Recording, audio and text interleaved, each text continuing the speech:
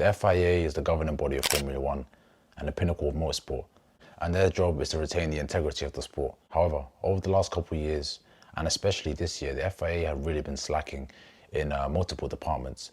I think it's fair to say they've been very inconsistent, and it's starting to really take a toll on the sport. Formula One is a sport of millimeters, a sport of seconds, 0.2 of a second, 0.1 of a second, as we all know, and every little bit matters, especially in a championship fight. Now, sure, 2023 has not been close. Max Verstappen has been dominating, one of the most dominant years in the history of the sport, but the FIA this year have been the worst that I've seen. Now, of course, we'll talk about the elephant in the room. 2021, there's not much to go over. That was one of the worst fumbles of the century in history of the FIA. In the sport of such fine margins, the teams, the drivers and the fans put their trust in the governing bodies, the trust of those in charge, the FIA, to make the right decisions and hold people accountable when they make mistakes, hold people accountable when they're cheating or doing things which is not allowed. But unfortunately, this season, on multiple occasions, we've seen certain teams, certain drivers perhaps get reprimands and slaps on the wrist when really they've done things which other drivers have gotten penalties for. And the inconsistencies over the season have really demonstrated the FIA and how incompetent they have been as of recently. Just in the last 5 races, if we go from Singapore to present, how many races has that been? 5 races. You can see how many times the FIA have made errors, and it's becoming too frequent. You know, once every couple races, sure, you know, humans make mistakes, but if this is happening week in, week out, then something needs to be done about it. If we look at Singapore, you know, we're talking about Max Verstappen. Red Bull had a pretty horrific race, qualifying and just the weekend in general. During qualifying, Max Verstappen was under investigation for 3 different offences: 2 for impeding Yuki Tsunoda, and a 3rd for actually holding people up during the pit lane, which will continue going on later, as this seems to be a recurring theme throughout the weekends. If we start with the impeding, it's pretty open, closed case, really, impeding. You know, you get in the way of a driver who's on a fast lap, you affect his lap, the dirty air, you're in his way, you mess up his lap, 3-place grid penalty. It's pretty open and shut, and there's really not much room for debate or negotiating. Well, nothing happened to Max, pretty simply. Even later, the FIA admitted they were actually too lenient on Max Verstappen, and that he definitely should have had a penalty, not only for the impeding, but also, as we're going to get onto, for the holding up in the pit lane. However, Max Verstappen was holding up many drivers, and for a long time as well. Even Martin Brundle, I think, said, you know, that definitely should be a penalty. But to our shock, or maybe not our shock if we continue talking about the following races, that there was no penalty for Max Verstappen, not only for the impeding on Yuki Tsunoda, but also for the pit lane whole drama. Now, sure, the FIA make mistakes, and that's understandable, as they are a governing body, they are humans, and occasionally that's going to happen. Let's move on from Singapore, as let's say that's a one-off. Let's talk about Texas. As we know, in Texas, Lewis Hamilton and Charles Leclerc both got disqualified for plank wear, excessive plank wear, which is obviously supposed to be a minimum of 9 millimeters following a race distance. Of course, both of their cars were below that 9 millimeter threshold, and it was an easy open and shut case. However, the FIA once again didn't do their due diligence of searching all the cars for this potential breach, as they tested a sample size of just 4 drivers, which was Max Verstappen, Lando Norris, Lewis Hamilton and Charles Leclerc. And of those 4 drivers, 50% of them, being Charles Leclerc and Lewis Hamilton, were both found in breach of this plank wear.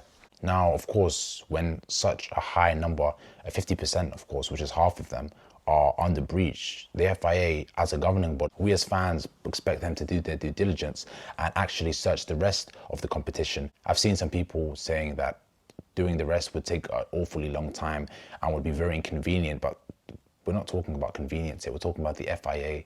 They are the integrity of the sport. They are the governing body, and it's their job to ensure people are legal. Now, we all know following that race, unfortunately, that there was many more cars who were under breach. I mean, George Russell and Carlos Sainz were most definitely under breach, as they were obviously the teammates of Leclerc and Hamilton, not to mention many other cars who were never even tested. Now, I'm going to put up a stat here that actually shows the amount of times teams have actually been tested for plank wear. And as you can see, Mercedes actually have the most, along with Ferrari, both at 5. Following this race, there was a lot of controversy as, of course, naturally, many people and fans wanted to know why there wasn't more people being tested, more cars being tested, as of course, it's not fair on the sport, and it's most definitely not fair on the drivers who are putting their heart out on the track. The FIA, once again, were not able to make the right decision under pressure. And this is the main problem I have with the FIA and why I think they're losing credibility. Whenever there's high pressure on the FIA to make a decision and make a quick decision and a correct decision, they never seem to get it right. We look at whenever the FIA have been under pressure, excluding 2021, of course, Singapore and now here in Texas, see the FIA don't put any thought into their actions, clearly not enough, and they're not discussing this appropriately. If you thought that was it from Texas, there's even more.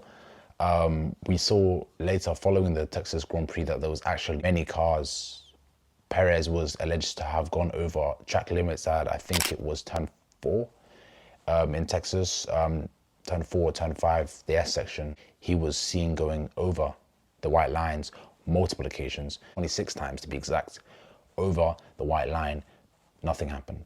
This is a major problem, as of course going over the white line is going to give an advantage to any team who does it, getting an advantage of being able to carry more speed. The rules are black and white. You're not allowed to go over the white lines, as that can lead to a warning, and 3 of those leads to a penalty. They've enforced this the whole year, and then a team comes along, Perez, and not just Perez, single out Perez, but other drivers as well, going over these limits, going over the outside of the track, and they're not being penalized for it. And this is really what I'm trying to get at here, as the FIA are responsible for enforcing these rules equally across the whole season, and unfortunately they don't do that. On a case-by-case basis, some teams and drivers get away with it and others don't. In a sport with such fine margins, you can't afford to be making such mistakes. The reason why this is also so bad is, sure, we didn't know this till after, and the FIA came and said that the CCTV that they had access to was not showing this breach and this going over the track from certain drivers. But this is the FIA's responsibility, to ensure all their cameras are working, to ensure that everything on the track is ready for a race.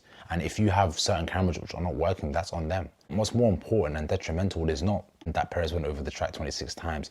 It's the precedents that sets for the future. Going into more races, it's going to be more uproar now, because the FIA have let certain drivers, in this case, people may say the Red Bulls, for example, have been getting away with much more than other drivers.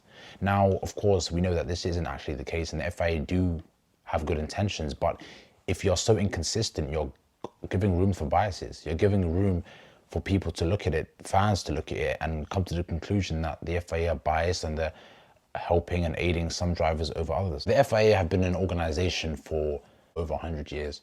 They've been in Formula One since the start of Formula One. The FIA are not new to this. They shouldn't be coming up with new rules, and they shouldn't be most definitely inconsistent at such a late stage in Formula One. Formula One has more fans now than ever, thanks to Drive to Survive.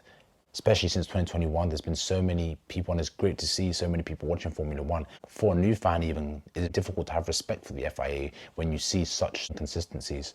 Even in Brazil, you saw with George Russell, who then done the same thing, and he then got penalized. Now, this is the problem that I'm talking about. Sure, George Russell should be penalized in that instance for holding up the traffic, and that makes sense. However, previously Max Verstappen was not held responsible, and it just shows grey area in the FIA and how they conduct themselves.